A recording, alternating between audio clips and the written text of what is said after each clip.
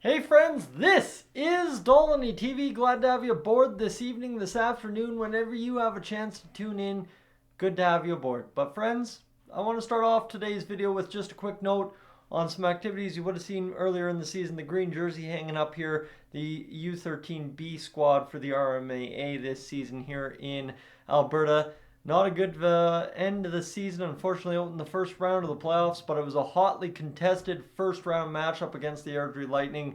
I'm proud of the boys for leaving it all out on the ice there, and of course, finishing up what was a fun season to watch. So we are, like everybody's saying here, getting closer to fall season, right? We're watching the Blue Jays show up to spring training, but that also means another thing here, friends. That means the NHL trade deadline is getting together, and today we have a couple of things I want to talk about now that we have some more certainties around the Oilers trade deadline plans ahead of March 8th. But before we get too far, if you are new to the channel, I want you to consider hitting that subscribe button here on Dolany TV. We just crossed 15,000. Told you I'd be a little bit more light on it for those of you returning. Well, you know what? End of the day, I have a good feeling about this one, so let's see where it goes. That said, the Edmonton Oilers, what were those updates, friends? If you missed it in Patrick from the Oilers Fanatics video today, Broberg won't be traded for a rental. That much we knew earlier this weekend. And Boone Jenner, as of now, is off the market when it comes to the trade deadline. He's a guy that I've very much so talked about here over the past 2-3 weeks. Again, I think the way I'm approaching Boone Jenner is simply the Mattias Ekholm thing. Maybe he's off the market until a really good package comes together. But obviously, if the Oilers were in the market to put together a really good package, you'd assume that he wouldn't have been taken off the market. I don't know. Again, I'm not sure how that's all going to play out, and I don't want to speculate anything past that. But we come to a situation where we know Broberg's not getting traded for a rental. You know you're trading your first round pick no matter what. And the Oilers do seem to have this pattern after Mattias Ekholm in terms of, if we're going to give up good assets, we got to have team control of the player for a little bit. I've come up with two guys that really would benefit the Oilers. So in essence, this is not me sitting here saying these are the guys going off or these are the guys the Oilers are going for. But I think these are two names that you have to watch for come trade deadline time. These are two teams that I'm sitting here looking at that are in the wild card hunt. But very easily you give them another 2 weeks and they could be out of said wild card hunt. So quickly, number one on the list would be Ryan O'Reilly of the, yes, you saw him in the thumbnail, Ryan O'Reilly of the Nashville Predators. He's a guy that was a key member of the Toronto Maple Leafs last year, signed in Nashville. He's got 47 points this season in 55 games played, 15 shooting percentage. He's a natural center and would be an absolute beaut to have down the middle for the Oilers, whether it be on the second line or whether it be on the third line. And now you can move Nugent Hopkins or, of course, Ryan McLeod to wing as well without giving up your center depth too much. In fact, you could remove Ryan McLeod to wing, get your wing addition there, and then bing, bang, boom, guess what, friends? You've got a center down there. Leon Draisaitl remains on the top line. You're good to go, right? And you're no longer a one-line team. Hey, who knows what the Oilers are capable of doing here, but Ryan O'Reilly, Evander Kane, and Zach Hyman, or Ryan O'Reilly, Evander Kane, and Corey Perry sounds like a pretty good second line to me, I'll tell you that much. So that's the reason I'd target Ryan O'Reilly, right? Again, Nashville has to fall out of the race, but you look at that cap hit there one more time. $4.5 million cap hit through 2027. Again, if the Oilers are going to lose Philip Broberg, if they're going to give up a guy, and obviously a roster player as well, right, is you might end up losing Warren Foegele in that deal, whatever you have to do to clear cap space. Probably Warren Foegele and one, I guess, Matthias Janmark going back the other way to Nashville would kind of figure out the cap space there for you. But that's the situation the Oilers find themselves in, right? Everything is going to be cap space, cap space, cap space at the deadline.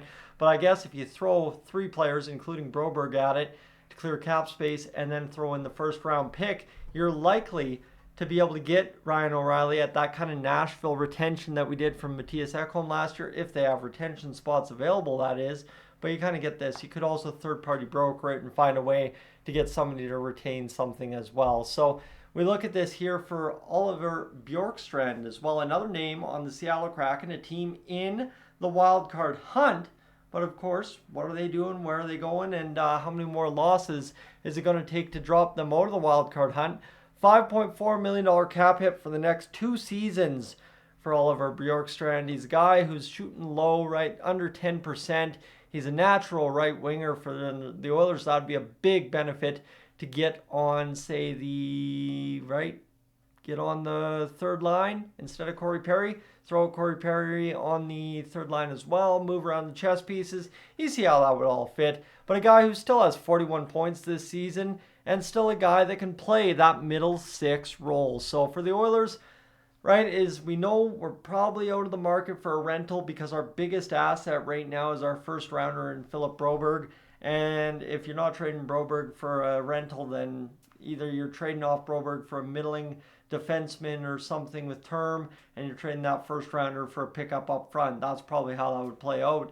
But these two names here in Bjorkstrand and O'Reilly, if they're available and the Oilers can put together a package, those are 2 roster changing pieces right there for the Oilers with team control. And of course, you can find some ways to make the cap space work. You can find some ways to obviously get everything done via third parties. So that's kind of where I'm looking at this, right? And I mean, I'll try and be a little bit more creative with things here down the stretch, because now that you've kind of eliminated that we're not going after rentals with Philip Broberg and kind of the Boone Jenners off the market, other than one Chris Tanev, which who knows what you're going to get him for. But again, I think just a middle round pick's going to get it done, especially if the Flames continue to tank off here towards the trade deadline.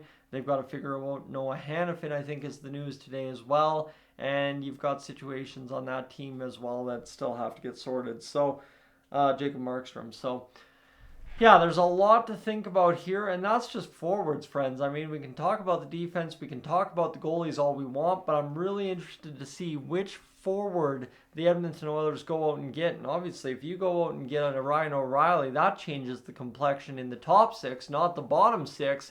And then you're all of a sudden moving some guys down, moving some guys to the wing. If you put Ryan Nugent-Hopkins on the third line in the playoffs, maybe we're not all saying he's invisible, right? He's playing easier matchups out there. He's playing a little bit bigger of a role in that bottom 6 as the leader down there. Who knows how it could all shake out? And I will tell you, Ryan Nugent-Hopkins doesn't care how it shakes out so long as he wins the Stanley Cup in an Edmonton Oilers uniform. So I hope you take these 2 into consideration, look at this, and kind of think about some ideas here as the Oilers continue to navigate the trade market. And if we're going to Matthias Ekholm this 2 years in a row, I think these are excellent names to be looking at for exactly that. Friends, I'm Tyson. This is Dolany TV. Thanks so much for being aboard this evening, tomorrow afternoon, whenever you're tuning in.